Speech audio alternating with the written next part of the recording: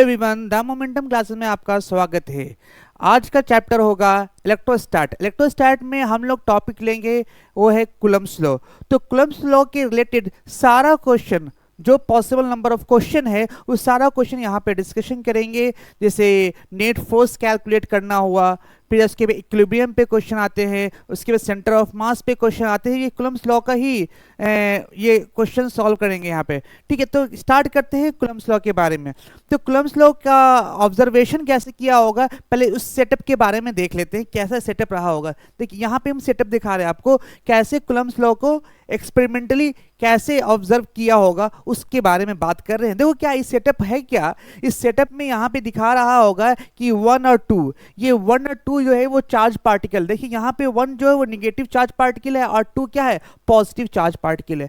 अब देखो इन दोनों निगेटिव चार्ज और पॉजिटिव चार्ज रखने की वजह से इन दोनों में फोर्स ऑफ अट्रैक्शन लगेगा। जब इन दोनों में फोर्स ऑफ अट्रैक्शन लगेगा तो ये जो दिख रहा है यहाँ पे डिजिटली यहाँ पे दिखाएगा कि यहाँ पे फोर्स ऑफ अट्रैक्शन कितने मैग्नीट्यूड का लग रहा है। उसी तरह से यहाँ पे डिजिटली दिखाएगा कि इन दोनों के बीच में फोर्स ऑफ अट्रैक्शन कितने मैग्नीट्यूड का लग रहा है। अभी क्या है, अभी का सिचुएशन इनिशियली कंडीशन क्या है कि ये -2 कूलम चार्ज है और ये भी क्या है +2 कूलम चार्ज है। और ये दोनों -2 कूलम और +2 कूलम चार्ज जो है ये जो सेपरेटेड है 4r डिस्टेंस से सेपरेटेड है। यहाँ पे दिखा रहे हैं ये दोनों क्या है 4r डिस्टेंस से सेपरेटेड है। मतलब क्या है कि दोनों के बीच की दूरी, दोनों चार्ज के बीच की दूरी क्या है 4r है।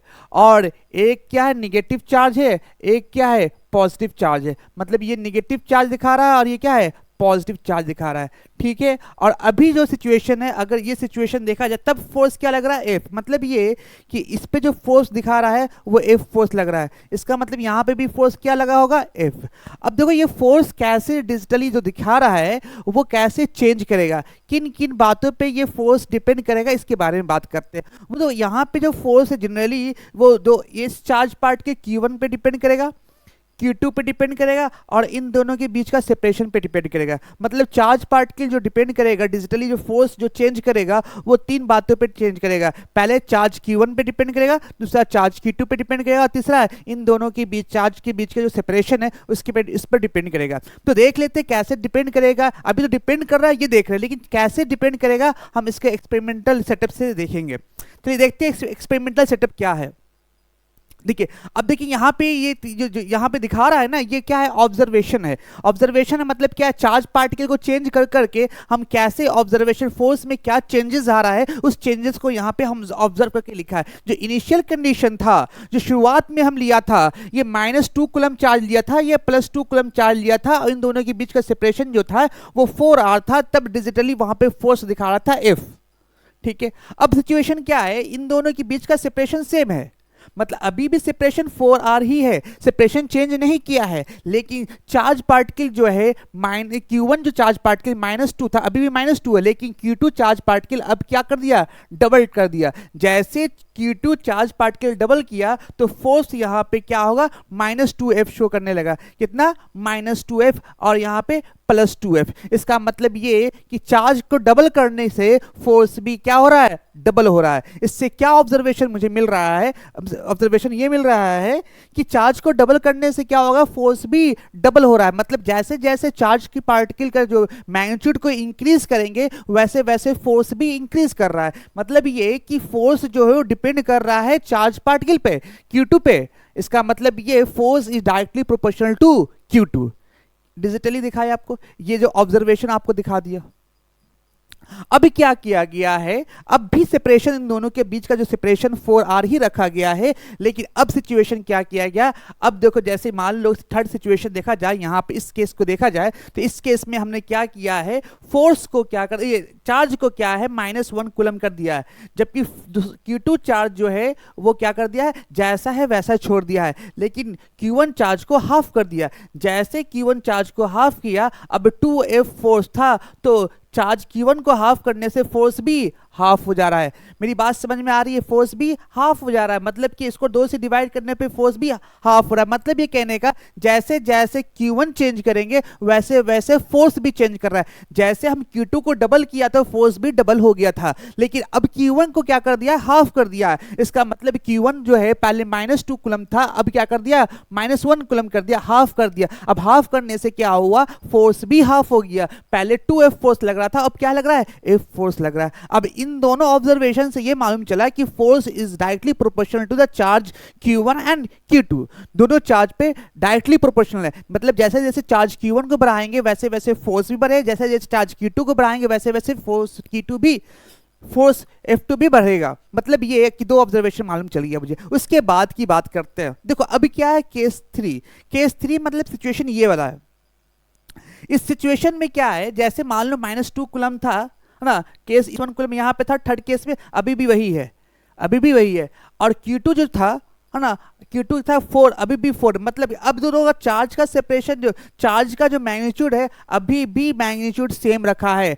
इस टाइम जो थर्ड सिचुएशन दिखा रहे हैं यहाँ पे, ये थर्ड सिचुएशन में चार्जेस को चेंज नहीं किया है। चार्ज को जैसा मैग्नीट्यूड का था सेकेंड सिचुएशन में वैसे ही थर्ड सिचुएशन में चार्जेस है। लेकिन अब क्या चेंजेस किया है? चेंजेस किया है, देखो यहाँ पे जो सेपरेशन था वो 4r डिस्टेंस था सेपरेशन। अब ये 4r डिस्टेंस को क्या करके हम क्या कर दिया? हाफ कर दिया। जैसे सेपरेशन को हम हाफ किया है तो घटाया है सेपरेशन को घटाया है, तो देख क्या रहे हैं? सेपरेशन को घटाने से फोर्स क्या हो रहा है? इंक्रीज कर जा रहा है। फोर्स क्या हो रहा है? इंक्रीज कर जा रहा है। इसका मतलब ये कि अगर हम तो फोर्स इंक्रीज करता है, इससे क्या ऑब्जर्वेशन मिलता है? कि force is inversely proportional to separation between two charges.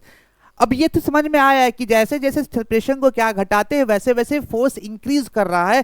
इसका मतलब क्या है? जैसे जैसे डिस्टेंस कम हो रहा है वैसे वैसे फोर्स इंक्रीज कर रहा है। अब ये ऑब्जर्वेशन करना है कि कैसे ये चेंज कर रहा है। इनवर्सली प्रोपोर्शनल तो है, तो इनवर्सली प्रोपोर्शनल है तो कैसा इनवर्सली प्रोपोर्शनल है, इसके बारे में बात करना चाहते हैं। तो इसके बारे में बात कर रहे हैं। देखो क्या है, देखो यहाँ पे जब 4r था तो 1/2 कर दिया गया। जैसे 1/2 किया तो इसका मतलब क्या है कि 1/2 किया, 2 से डिवाइड कर दिया, तो ये क्या हो रहा है? 4 टाइम्स हो जा रहा है। मतलब क्या है? आर तो है, फोर्स तो इंक्रीज कर रहा है लेकिन स्क्वायर से इंक्रीज कर रहा है। मतलब हाफ करने से क्या हो रहा है? उसका स्क्वायर ही क्या हो रहा है? फोर्स इंक्रीज कर रहा है। मतलब कि फोर्स इज जो इनवर्सली प्रोपोर्शनल है लेकिन square of distance between two charges. ये ऑब्जर्वेशन, मतलब कि 3 ऑब्जर्वेशन यहां पे मुझे मिला, और ये है कूलम्ब्स लॉ। कूलम्ब्स लॉ में 3 ऑब्जर्वेशन कौन कौन सा मिला? पहला ऑब्जर्वेशन ये मिला कि force is directly proportional to the charge Q1 and force is directly proportional to charge Q2। And third observation ये मिला कि force is inversely proportional to square of inversely proportional to the separation between two charges. ये 3 condition मिला। इन 3 condition के बारे में हम अलग बात कर लेते हैं। देखिए यहां पे लिखा गया force is directly proportional to Q2, force is directly proportional to Q1 and force is inversely proportional to square of distance between two charges. अब मान लो कि इन तीनों इक्वेशन दिखा हुआ है। अब देखिए more observation experimentally the force is always along the line joining the two charges. मतलब ये जो फोर्सेस लगेगा ना वो हमेशा इन दोनों चार्ज पार्टिकल की लाइन ज्वाइनिंग लगेगा, ठीक है, क्योंकि जब भी फोर्स लगेगा वो अट्रैक्शन का फोर्स लगेगा तो वो भी क्या होगा? एक हॉरिजॉन्टल डायरेक्शन में लगेगा, इसलिए लाइन ज्वाइनिंग मिलेगा। मतलब ये तुम्हारा नेट रिजल्ट जो ऑब्जर्वेशन से मुझे ये 3 इक्वेशन मिल रहा है। एक इक्वेशन ये मिल रहा है, एक इक्वेशन ये मिल रहा है और एक इक्वेशन ये मिल रहा है। ये तीनों इक्वेशन को हम कंबाइन करते हैं। अब जैसे 3 इक्वेशन को कंबाइन करते हैं तो वो मिलता है मुझे ये force is directly proportional to Q1, Q2, Q1 and 1/r²। अब इन तीनों को क्या करते हैं? कंबाइन करेंगे तो क्या Q1 Q2/r², ये हो जाएगा। लेकिन इस प्रोपोर्शनलिटी को हटाते हैं तो एक कांस्टेंट देते हैं जिसका नाम देते हैं K Q1 Q2/r²। ये है कूलम्ब्स लॉ।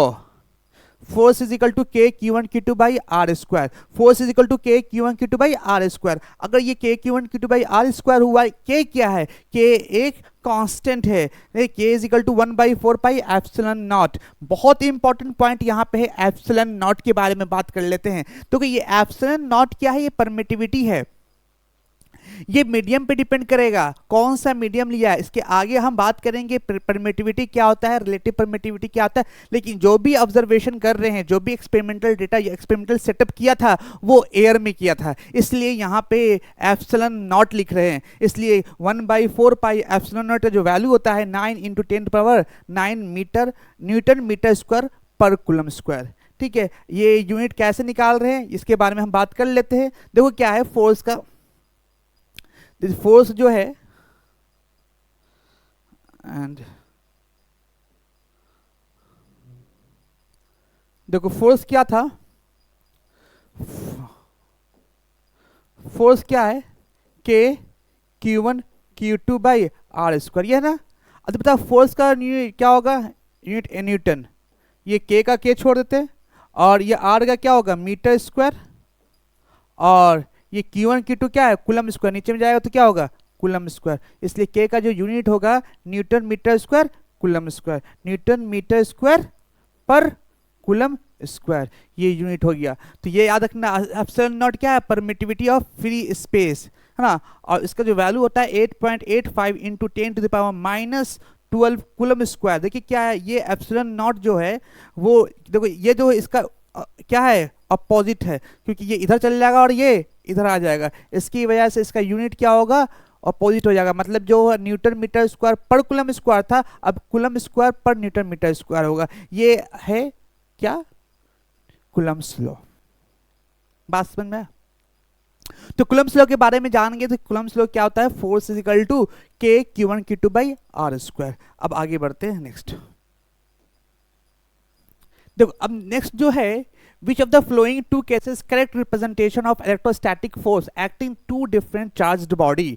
मतलब कि दो डिफरेंट चार्ज बॉडी के बीच में जो रिप्रेजेंटेशन दिया गया है फोर्सेस का, है ना, वो जो एक दूसरे के ऊपर फोर्सेस लग रहे हैं, उन फोर्सेस का करेक्ट रिप्रेजेंटेशन कौन सा होगा। तो केस 1 में क्या है, ये लाइन ज्वाइनिंग द फोर्स नहीं है, ये फोर्स 1 to 2 क्या लिखा है, फोर्स जो 2 पे लग रहा है तो इस डायरेक्शन में थोड़ी लग रहा है, फोर्स जब भी लगेगा इस डायरेक्शन में लगेगा ना। कौन लगाएगा फोर्स, ये फोर्स इस पे लगा रहा है, कौन लगा रहा है, इसका नाम दिया 1, इसका नाम दिया 2, तो फोर्स कौन लगा रहा है 1 लगा रहा है, किसके ऊपर 2, इसलिए फोर्स 2 1 लगाया। अब इस पे ऊपर कौन फोर्स लगाएगा, इसके ऊपर 2 फोर्स लगा रहा है, किस पे लग रहा है 1 पे लग रहा है, इसलिए फोर्स क्या लिखा है 1 2 2। ध्यान रखना जो लगाएगा वो बाद में होगा, ठीक है। कौन लगा रहा है 2 लगा रहा है, इसलिए 2 बाद में होगा। यहाँ पे कौन लगा रहा है फोर्स 1 फोर्स लगा रहा है, इसलिए 1 बाद में होगा, ठीक है। ये करेक्ट क्या है, करेक्ट रिप्रेजेंटेशन है क्या फोर्सेस है। फोर्स हमेशा line joining the to charge part के लगेगा। अब आगे बढ़ते हैं नेक्स्ट स्लाइड के बारे में, अब क्वेश्चन होगा, क्वेश्चन के बारे में देख लेते हैं। अच्छा क्वेश्चन के पहले ये तुम्हारा है कि कैरेक्टरिस्टिक ऑफ इलेक्ट्रोस्टैटिक फोर्स, क्या कैरेक्टरिस्टिक ऑफ इलेक्ट्रोस्टैटिक फोर्स होता है ये देखते हैं। पहला कैरेक्टरिस्टिक क्या है, act between two distinct charges. मतलब कि जब भी अगर हम बात करेंगे कूलम्स लॉ तो वो डिस्टिंक्ट चार्जेस मतलब पॉइंट चार्जेस के लिए ही वैलिड है। ऐसा नहीं है कि कंटिन्यूअस चार्ज डिस्ट्रीब्यूशन हो वहाँ पे कूलम्स लॉ यूज करेंगे, यहाँ पे वो वैलिड नहीं होगा। कूलम्स लॉ हमेशा charge particle, unit charge particle के लिए या पॉइंट चार्ज पार्टिकल के लिए, है ना, वैलिड है। यूनिट चार्ज पार्टिकल के नहीं, पॉइंट चार्ज पार्टिकल के लिए वैलिड है, और कंटिन्यूअस चार्ज पार्टिकल के लिए वैलिड नहीं है। और अब बात आती है, देखो यहाँ पे जो फोर्सेस है वो फोर्स 1 to 2 और फोर्स 2 to 1 वो दोनों क्या होगा आपस में बराबर होगा, लेकिन मैग्नीट्यूड क्या होगा सेम होगा। हाँ तो लेकिन डायरेक्शन क्या होगा अपोजिट होगा। उसके बाद बात क्या, act opposite direction, it is an action reaction pair. ये एक्शन रिएक्शन का मतलब क्या है, ये अगर दो बॉडी है तो ये इस पे फोर्स लगाएगा तो ये इस पे भी फोर्स लगाएगा, तो एक्शन रिएक्शन पेयर हो गया, ठीक है। एज ओ कॉल्ड सेंट्रल फोर्स भी बोलते हैं इसको। And act along the line joining the charges, act along the, बता दिया कि लाइन ज्वाइनिंग द चार्जेस हमेशा लगता है। देखो ये दोनों पॉजिटिव चार्ज है तो रिपल्सन का फोर्स लगेगा, ये भी क्या होगा रिपल्सन का फोर्स लगेगा। अब ये फोर्स क्या अट्रैक्शन का फोर्स लगेगा, और ये भी फोर्स अट्रैक्शन का, क्योंकि ये नेगेटिव चार्ज रहा होगा ये पॉजिटिव चार्ज रहा होगा। क्लियर। इसके बाद बात करते हैं आगे। अब देखो क्या है Coulomb's law. Electrostatic force is interaction between two charges independent of presence of absence of other charges. मतलब क्या है, देखो मान लो कि एक से ज्यादा चार्ज पार्टिकल है, एक से ज्यादा चार्ज पार्टिकल मतलब 3 4 5 6 इस तरह का चार्ज पार्टिकल है। अब उसके लिए क्या करना है, हमको फोर्सेस कैलकुलेट करना है, तो हमको इंडिविजुअल एक और दो के बीच में देखेंगे। अब दूसरा फोर्स लगा रहा है उसके बारे में कंसीडर नहीं करेंगे। फॉर एग्जाम्पल मान लो कि यहाँ पे चार्जेस है, तो यहाँ पे Q1 चार्जेस है, यहाँ पे Q2 चार्जेस है, यहाँ पे Q3 चार्जेस है। तो हम यहाँ पे बात करेंगे कि Q1 इस पे फोर्स लगाएगा, है ना। Q1 फोर्स जो लगाएगा, है ना, ये प्लस ही माइनस, इसका मतलब ये फोर्स जो लगाएगा इसको अट्रैक्ट करेगा अपनी तरफ। ये क्या कर लगाएगा, जो Q1 है इसको अपनी तरफ क्या करेगा, अट्रैक्ट करेगा, जो यहाँ पे शो किया गया है। अब इसकी तरह ये तुम्हारा नेगेटिव चार्ज है, इस पॉजिटिव चार्ज को क्या करेगा, अपनी तरफ अट्रैक्ट करेगा। तो ये तुम्हारा क्या है, ये 1 to 2 और 2 to 1 हो गया। उसी तरह से क्या है, F1 और 3 की बात करें तो 1 लगाएगा ना 3 के ऊपर अट्रैक्शन का फोर्स, 1 लगाएगा, हाँ 1 लगाएगा किसके ऊपर, 3 के ऊपर अट्रैक्शन का फोर्स। वैसे 3 लगाएगा किसके ऊपर, 1 के ऊपर अट्रैक्शन का फोर्स। तो ये दिख रहा है, ऐसा नहीं है कि ये इसके ऊपर कोई इफेक्ट करेगा, या ये दोनों लग रहा है तो लगने दीजिए, इसका कोई इफेक्ट इन दोनों पे फिर नहीं होगा। अब इन दोनों पे जो फोर्स लग रहा है लगने दीजिए, इसका कोई इफेक्ट इस पे इन दोनों के पे फोर्स पे नहीं होगा। मतलब ये दोनों आपस में अगर फोर्स लगाता रहेगा तो इसका कोई इफेक्ट नहीं होगा, अगर ये दोनों आपस में फोर्स लगाता रहेगा तो इसका कोई इफेक्ट नहीं होगा उस फोर्स पे। क्लियर। चलिए अब ये तुम्हारा electrostatic force conservative force field. मतलब क्या है कि ये इलेक्ट्रोस्टैटिक फोर्स कंजर्वेटिव है। कंजर्वेटिव क्यों बोला गया है कि नेट वर्क डन, मतलब ये तुम्हारा नेट वर्क डन जो होता है ना, कंजर्वेटिव फील्ड की वजह से एक क्लोज लूप में वर्क डन जो होता है वो जीरो होता है, इसी वजह से कंजर्वेटिव फील्ड इसको कहते हैं। मतलब क्या है कि अगर कंजर्वेटिव फील्ड रहे तो the work done of the force independent of the path follow, path पे क्या होगा, ये इंडिपेंडेंट होगा, पाथ पे ये डिपेंड नहीं करेगा। ठीक है, इसकी बात करते हैं आगे। हाँ अब देखो यहाँ पे एक क्वेश्चन दिया हुआ है, और क्वेश्चन दिया हुआ है two unknown charges Q1 and Q2 are kept at the fix distance R। मतलब कि दो चार्जेस है वो दोनों क्या की फिक्स्ड है and distance R। Find the minimum force possible between these charges. देखो क्या मिनिमम फोर्सेस क्या होगा उन दोनों पे ये कैलकुलेट करना है। तो फोर्सेस जब भी मिनिमम की बात करेंगे तो ये ध्यान रखना, मिनिमम फोर्स तभी रख पाएगा कि चार्ज मिनिमम होगा, और चार्ज मिनिमम किसकी वजह से होता है, इलेक्ट्रॉन पे होता है मिनिमम चार्जेस। इसलिए दोनों जो चार्जेस होगा दोनों इलेक्ट्रॉन रहा होगा, तभी फोर्स क्या होगा, मिनिमम लगेगा। इसलिए force equal to Q Q2 by R square. यहाँ पे क्या है, इलेक्ट्रॉन का चार्जेस है, इसलिए लिखा गया force equal to K Q1 Q2। मतलब क्या है, force equal to K Q1 Q2 by R square. इसलिए फोर्स इक्वल टू क्या होगा, K E square by R square. चलिए उसके बाद नेक्स्ट की बात कर लेते हैं। उसके बाद नेक्स्ट क्या है, अब क्वेश्चन है, काफी अच्छा क्वेश्चन है। देखो ये इस क्वेश्चन को कनेक्ट किया गया सेंटर ऑफ मास से भी बना सकते हैं क्वेश्चन को, और मोमेंट कंजर्वेशन ऑफ मोमेंटम से बना सकते हैं। सबसे पहले बात समझो कि क्वेश्चन तुम्हारे सामने आने के बाद हम इसको अप्रोच कैसे करेंगे, सबसे ज़्यादा इंपॉर्टेंट ये होता है। तो क्वेश्चन पहले पढ़ लेते हैं, उसके बाद हम उसके बारे में, इसके सोल्यूशन के बारे में बात करेंगे। पहले ये a system of two bodies A and B of mass 2 kg and 4 kg। मतलब कि टू बॉडीज है, एक 2 kg का है, एक क्या है 4 kg का है। ठीक है, रिप्रेजेंटली हैव इक्वली चार्ज 2 कूलम्ब। अब दोनों का चार्जेस क्या है, 2 कूलम्ब का चार्जेस है। ठीक है, 2 कूलम्ब का चार्जेस है। And then find the speed of A at t second if the speed of B is 20 metre पर सेकेंड। मतलब B का जो स्पीड है वो 20 मीटर पर सेकेंड से जा रहा है आगे, तो निकालना है कि A का स्पीड क्या होगा।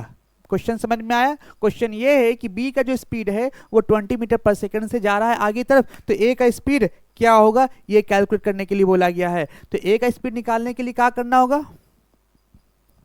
A का स्पीड निकालने की सबसे पहले ये कि कंजर्वेशन ऑफ मोमेंटम लगा सकते हैं कि नहीं। तो कंजर्वेशन ऑफ मोमेंटम लगा सकते हैं क्योंकि कोई एक्सटर्नल फोर्स नहीं लग रहा है, क्योंकि ये जो फोर्स लग रहा है दोनों चार्ज पार्टिकल के ऊपर वो एक कंजर्वेटिव फोर्स है, मतलब क्या इंटरनल फोर्स है। तो कैसे ग्रेविटेशनल फोर्स भी एक क्या इंटरनल फोर्स ही है ना, तो वो भी वहाँ पे भी क्या लगने के बावजूद भी हम क्या मोमेंटम कंजर्वेशन लगा सकते हैं। तो यहाँ पे मोमेंटम कंजर्वेशन लगा सकते हैं कि m1 v1 is equal to m2 v2। मतलब initial momentum is equal to final momentum. Initial momentum मतलब क्या है, पूरा सिस्टम कहाँ था, रेस्ट पोजीशन में था इनिशियली। मतलब क्या है, m1 u1 plus m2 u2 is equal to m1 v1 plus m2 v2। तो पूरा सिस्टम क्या है, रेस्ट में, मतलब पूरा सिस्टम रेस्ट में था, इसको रखे मत, इसका मतलब पूरा सिस्टम रेस्ट में था। ये जीरो, ये भी क्या होगा, जीरो, ये दोनों जीरो हो गया। लेकिन इनिशियली जब इसको छोड़ दिया गया तो छोड़ने के बाद ये तुम्हारा इधर मूव कर रहा है और ये इधर मूव कर रहा है। मतलब क्या है, अगर 2 kg का है वो क्या है, v1 वेलोसिटी से, va वेलोसिटी से बाहर निकल रहा है, और जो 4 kg का है वो कितनी वेलोसिटी से आ रहा है, वो 20 मीटर पर सेकेंड से आ रहा है। अब इसको कैलकुलेट करते हैं, तो यहां से कैलकुलेट जैसे करेंगे, यहाँ से कैलकुलेट को करते हैं, तो 0 is equal to 2va plus 80, इधर चल जाएगा तो -80 by 2 is equal to va। इसका va का मतलब क्या है, 40, मतलब va जो होगा वो -40 मीटर पर सेकेंड से जाएगा। मतलब कि जो वेलोसिटी ऑफ a होगा वो कितना होगा, -40 मीटर पर सेकेंड। मतलब कि डायरेक्शन जो होगा वो दोनों क्या होगा, अपोजिट डायरेक्शन का होगा। मतलब ये जो डायरेक्शन होगा वो होगा -40 मीटर पर सेकेंड, माइनस मतलब 40 मीटर पर सेकेंड, ये आंसर होगा -40 मीटर पर सेकेंड, ये आंसर गिवन है। तो इसको एक बार जूम करके देख लीजिए। नेक्स्ट क्वेश्चन क्या है, देख लेते हैं नेक्स्ट क्वेश्चन क्या बोल रहा है। नेक्स्ट क्वेश्चन की तरफ बढ़ते हैं। अब बोला क्या गया इस बार बोला गया, a system of 2 bodies A and B mass 2 kg and 4 kg respectively having equal charge 2 coulomb, they find the distance traveled by at t is equal to t if the distance traveled by B is 10 meter at the instant। मतलब ये जब ये 10 metre चला होगा तो उस वक्त जो है ए डिस्टेंस कितना कवर किया होगा ये निकालना है। तो याद रखो ये जो क्वेश्चन जो है आपको सेंटर ऑफ मास से भी बन जाएगा। कैसे सेंटर ऑफ मास से बन जाएगा, क्योंकि जो सेंटर ऑफ मास जो होता है वो अगर कोई एक्सटर्नल फोर्स नहीं लगाते हैं तो सेंटर ऑफ मास क्या होता है, चेंज नहीं करता है। इनिशियल जो सेंटर ऑफ मास होगा और फाइनल भी होगा वो सेंटर ऑफ मास सेम होगा। मतलब क्या, सेंटर ऑफ मास चेंज नहीं कर रहा है, मतलब m1 x1 is equal to m2 x2 divide by m1 plus m2, और ये तुम्हारा एक cm है। तो सेंटर ऑफ मास तो चेंज नहीं कर रहा है, इसका मतलब सेंटर ऑफ मास चेंज क्या होगा, चेंज नहीं कर रहा है। इसका मतलब क्या है, इसका कोई चेंजिंग नहीं होगा, इसलिए ये कह सकते हैं m1 x1 plus m2 x2 is equal to क्या हो जाएगा, 0। सेंटर ऑफ मास चेंज नहीं कर, मतलब नेट सेंटर ऑफ मास क्या इनिशियली और फाइनली क्या होगा, सेम होगा। मतलब सेंटर ऑफ मास हम क्या चेंज नहीं करें, इसलिए हम सेंटर ऑफ मास क्या कर दिया, 0 कर दिया। हम ऑरिजिन पे मार लिए, सेंटर ऑफ मास xcm क्या है, 0 है। तो m1 मास कितना kg है, 2 kg है, और इसका डिस्टेंस कितना है नहीं पता मुझे, इसको da मान लेते हैं। प्लस m2 मास कितना है, 4 kg है। x2 कितना दिया हुआ है, 10 मीटर दिया हुआ है। तो यहाँ से इसको सॉल्व करेंगे तो डिस्टेंस जो आ जाएगा तुम्हारा, इतना da का वैल्यू जो आएगा -40/2 इज इक्वल टू क्या इतना हो जाएगा, 20 मीटर। मतलब क्या है, डायरेक्शन क्या होगा इसका, ऑपोजिट होगा। ये कितना होगा, सिर्फ डायरेक्शन के साथ निकाला गया है, लेकिन सिर्फ पूछा जाए तो ये कितना होगा, 20 मीटर होगा। क्लियर। चलिए अब आगे बढ़ते हैं, शायद बैटरी चार्ज है अभी। हाँ तो आगे बढ़ते हैं, देखते हैं नेक्स्ट क्वेश्चन की तरफ। अब तो ये क्वेश्चन क्या है, देखो इस क्वेश्चन में क्या गिवन है, 4 बॉडीज है ना, 4 बॉडी ऑफ इक्वल चार्जेस। मतलब यहाँ पे 4 बॉडीज दिया हुआ है, अब सबका चार्जेस क्या है, इक्वल है। ठीक है, अब पूछा गया है are placed at the corner of the square. अब देखो इस जो प्लेस किया गया है ये स्क्वायर है, क्या है, ये स्क्वायर है, और स्क्वायर का जो साइड से वो ए और गिवन है। मतलब स्क्वायर है तो ऑब्वियसली इसका साइड्स क्या आएंगे, इक्वल ही होंगे। तो find the force exert on any charge by the other charges. तो मतलब ये चार्जेस दिया हुआ है, तो चार्जेस के बारे में हम थोड़ा सा बात कर लेते हैं। तो चार्जेस है, ये भी प्लस क्यू चार्जेस है, अब प्लस क्यू चार्जेस है। देखो अब मान लो इसको हम मान लिया, इसको क्या क्या मानते हैं, इसको 1 मान लेते हैं, इसको 2 मान लेते हैं, इसको 3 मान लेते हैं, इसको 4 मान लेते हैं। ठीक है, अब मान लो कि फोर्स पे फोर्स निकालना चाहते हैं, नेट फोर्स। तो देखो ये क्या है, इस डायरेक्शन में फोर्स लगाएगा, कौन लगाएगा, 3 लगाएगा,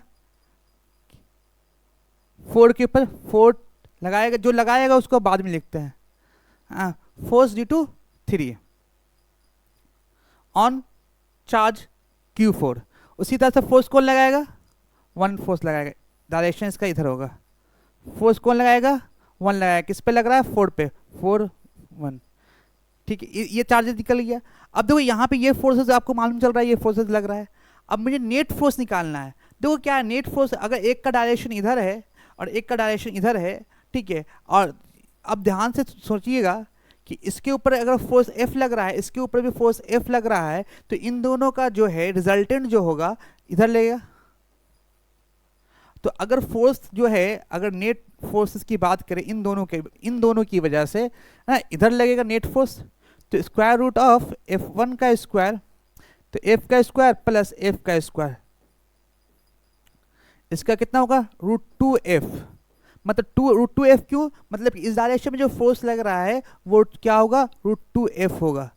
किसकी वजह से, इन दोनों का रिजल्टेंट फोर्स होगा इस डायरेक्शन में। क्लियर, इन दोनों का जो रिजल्टेंट फोर्स होगा इस डायरेक्शन में। अब इन दोनों की वजह से फोर्स कैलकुलेट किया, लेकिन एक और चार्ज पार्टिकल है, ये है ये। अब इसकी वजह से एक और फोर्स लगेगा, इसका मान लेते हैं F फोर्स, F2 मान लेते हैं। तो अब F2 के बारे में बात कर लेते हैं।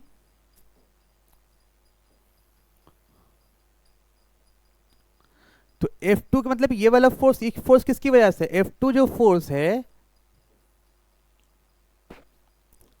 F2 जो फोर्स है, हम इसको मान लेते हैं क्या होगा, K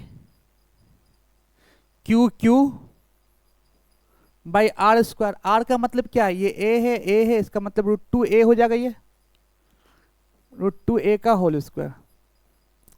तो F2 जो कैलकुलेट किया, K Q square by 2A square, मतलब कि जो F2 जो फोर्स होगा वो F फोर्स का आधा होगा, क्योंकि इसके ऊपर जो फोर्स लगा हुआ होगा वो फोर्स होगा K Q square by A square होगा।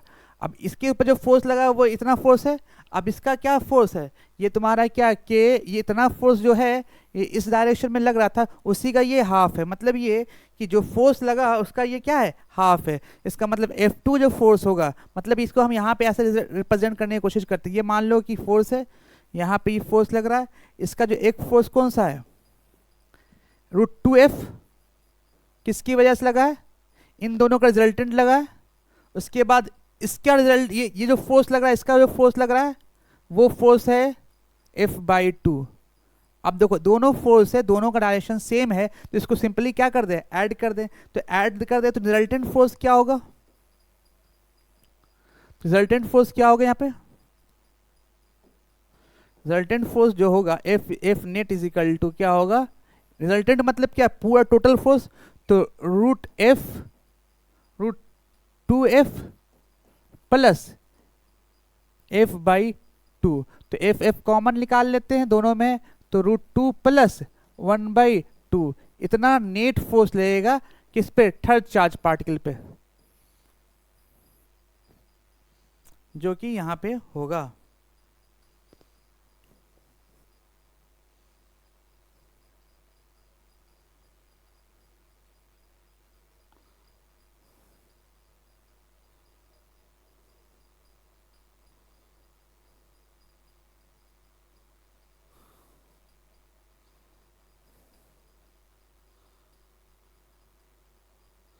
ये तुम्हारा रिजल्टेंट फोर्स हो गया। अब आगे बढ़ते हैं नेक्स्ट क्वेश्चन की तरफ, देख लीजिएगा। नेक्स्ट फोर्स की तरफ बढ़ते हैं। एक यहाँ पे आंसर आया है, ठीक है, √2 इधर उधर किया, वो आंसर वहां पे लिख दिया आपको। नेक्स्ट क्वेश्चन, अब इसमें क्वेश्चन क्या है, if 4 bodies of equal charges Q are placed in the corner of the square of the sides A, मतलब ये 4 चार्जेस जो है वो कॉर्नर ऑफ स्क्वायर पे है। मतलब ये कहने का, and find the force exerted on the charge placed at the center of the other charges, centre of the other charges. मतलब नेट जो फोर्स है वो कैलकुलेट करना चाहते हैं, कितना नेट चार्जेस कैलकुलेट करना चाहते हैं, नेट फोर्स कैलकुलेट करना था सेंटर पे। देखो ध्यान से सुनो, ध्यान से सुनो, यहाँ पे चार्जेस है, 4 चार्जेस है, 1 2 3 एंड 4। और सारे का मैग्नीट्यूड सबका सेम है, प्लस क्यू, ये भी क्या है प्लस क्यू, ये भी क्या है प्लस क्यू, और ये भी क्या है प्लस क्यू। अब सेंटर पे निकालना चाहते हैं, ये सेंटर पे जो फोर्स है, मान लो कि पॉजिटिव चार्ज ये भी है, ये इस पर क्या करेगा, रिपेल करेगा इधर, ये इसको इधर रिपेल करेगा, तो दोनों का मैग्नीट्यूड सेम होने की वजह से ये दोनों कैंसिल आउट, ये इधर रिपेल करेगा, तो इसका मैग्नीट्यूड सेम होने की वजह से इधर भी एक रिपेल करेगा, सब क्या होगा, नेट रिजल्टेंट क्या होगा, जीरो हो जाएगा, क्योंकि जो फोर्स एक दूसरे पे लगाएगा वो क्या एक दूसरे को कैंसिल कर रहा है, और डायरेक्शन सेम है, डायरेक्शन अपोजिट है, और मैग्नीट्यूड सेम होने की वजह से नेट फोर्सेस क्या हो जाएगा, जीरो हो जाएगा। ठीक है, जो कि यहाँ पे दिखाया गया, तो 2 लगा रहा है किसके ऊपर फोर्स, इस 5 पे, तो लिखा 5 2 लिखा और माना F, उसी तरह से लगाया कौन 4, तो 5 4 वो भी F, दो ये 5 2 ये 5 4, ये दोनों क्या एक दूसरे के अपोजिट होने की वजह से क्या हो कैंसिल आउट करेगा। उसी तरह से ये तुम्हारा है फोर्स कौन लगा रहा है, 3 लगा रहा है, किसके ऊपर लगा रहा है 5 के साथ, 5 का, तो यहाँ पे 3 लगा रहा है 5 के ऊपर, तो यहाँ पे लिखेंगे क्या, यहाँ पे उल्टा लिख दिया गया, तो लगा रहा है कौन 5 के ऊपर लग रहा है क्या 5 3 यहाँ से जो लग रहा है यहाँ पे है, एंड 5 3 इधर लिख रहा है 5 3, और ये जो फोर्स लगा रहा है इस डायरेक्शन में फोर्स लगा रहे हैं, तो इसका जो मैग्नीट्यूड होगा क्या होगा, मान लो ये 1 है तो लगेगा क्या 5 1, ये दोनों आपस में क्या इक्वल होने की वजह से क्या एक दूसरे को कैंसिल कर देगा, नेट रिजल्टेंट फोर्स क्या हो जाएगा, जीरो हो जाएगा। ठीक है, नेक्स्ट आगे बढ़ते हैं। अब दो इस क्वेश्चन में क्या सिचुएशन क्या है, पहले क्वेश्चन को पढ़ लेते हैं। 4 बॉडीज चार्जेस दिया हुआ है, 4 बॉडीज चार्जेस दिया हुआ, Q R placed at the corner of the square. अब दो यहाँ पे 4 चार्जेस दिया हुआ है और कॉर्नर ऑफ द स्क्वायर पे है, and charges at the centre of the square shown, find the force exerted on the charge place at the centre of the other charges. मतलब ये कि सेंटर पे फोर्स निकालना है, इससे पहले भी सिचुएशन सेम था, लेकिन मैं क्या डिफरेंस क्या था कि उस सिचुएशन में सारे के ऊपर जो फोर्सेस लग रहे थे वो सारे की वजह से पॉजिटिव चार्ज की वजह से फोर्सेस थे, जबकि यहाँ पे सिचुएशन ऐसा है कि यहाँ पे निगेटिव चार्ज है और यहाँ पे भी क्या है निगेटिव चार्ज है। अब इसकी वजह से फोर्स लगना है किसके ऊपर, सेंटर के ऊपर। तो ध्यान से देखिएगा, ये पॉजिटिव चार्ज है और ये निगेटिव चार्ज है, ये निगेटिव चार्ज इस पॉजिटिव चार्ज को अपनी तरफ अट्रैक्ट करेगा, एक फोर्स लेगा जिसका यहाँ पे येलो कलर से दिखाया गया है। अब ये तुम्हारा जो दिख रहा है ब्लू कलर से, ये पॉजिटिव चार्ज इस पॉजिटिव चार्ज को रिपेल करेगा जो यहाँ पे दिखाया गया F, मतलब कि इस डायरेक्शन में 2 फोर्स है, ये F और ये F, 2F। उसी तरह से यहाँ पे जो ब्लू कलर से दिखाया गया, ये पॉजिटिव चार्ज इस पॉजिटिव चार्ज को रिपेल करेगा जो यहाँ पे ब्लू कलर से दिखाया गया है। ठीक है, जबकि ये निगेटिव चार्ज इस पॉजिटिव चार्ज को येलो कलर से दिखाया गया, मतलब इधर भी क्या करेगा 2F का फोर्स लग रहा है, इधर भी क्या लग रहा है 2F का फोर्स लग रहा है। तो अब दोनों के ऊपर क्या 2F का फोर्स लगा, इन दोनों के बीच का एंगल मान लेते हैं 90 डिग्री है, तो 90 डिग्री इन दोनों के बीच का एंगल है। इसका मतलब क्या है, अगर नेट निकालना चाहते हैं फोर्स, नेट फोर्स निकालना चाहते हैं तो क्या लिखेंगे 2F का स्क्वायर प्लस 2F का होल स्क्वायर का स्क्वायर रूट, तो 4F स्क्वायर 4F का होल स्क्वायर क्या स्क्वायर होती है, कितना हो जाएगा 8F स्क्वायर, इसका मतलब क्या 2√2F, ये क्या हो जाएगा नेट रिजल्टेंट फोर्स हो जाएगा यहाँ पे।